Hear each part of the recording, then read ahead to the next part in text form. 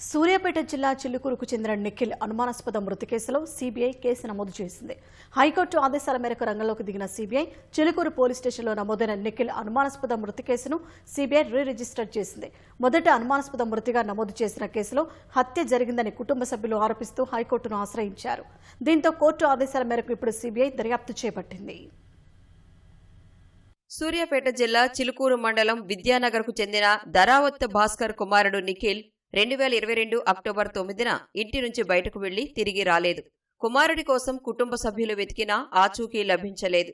మరుసటి రోజు Chilukuru police station పరిధిలోని నాగార్జునసాగర్ కాలువలో ఓ యువకుడి మృతదేహం లభించగా కుటుంబ సభ్యులు అది నిఖిల్ మృతదేహంగా గుర్తించారు. ముఖం, ఛాతీ, చేతులు, కాళ్లపై గాయాలు ఉండటంతో పాటు మెడపై బలమైన గాయాల ఆనవాళ్లు కనిపించాయని కుటుంబ సభ్యులు ఆరోపించారు.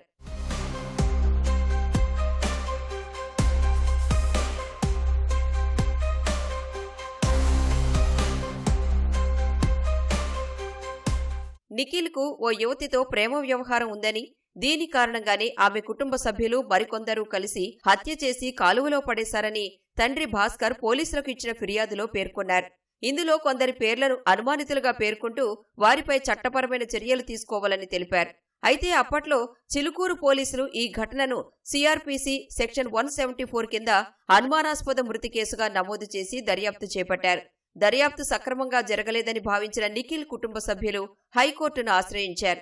విచారణ అనంతరం హైకోర్టు కేసును సీబీఐకి అప్పగించాలని ఆదేశాలు జారీ చేసింది. దీంతో సీబీఐ చెన్నై శాఖ ఇప్పుడు ఈ కేసును దర్యాప్తు చేస్తోంది. ఇక నిఖిల్ మృతి వెనుక అసలు కారణాలేంటి, ఇది ప్రమాదమా, ఆత్మహత్య లేక హత్య అన్న కోణాల్లో సీబీఐ సమగ్ర దర్యాప్తు చేపట్టనుంది. దాదాపు 4 ఏళ్లుగా న్యాయం కోసం ఎదురుచూస్తున్న కుటుంబానికి ఈ దర్యాప్తు కీలకంగా మారింది. ఇప్పటికే సూర్యాపేట జిల్లా పోలీసులు సిఐడి నుంచి కేసు వివరాలు స్వాధీనం చేసుకున్న సీబీఐ 2 రోజుల్లో నిఖిల్ తల్లిదండ్రుల వాంగ్మూలం నమోదు చేయనుంది.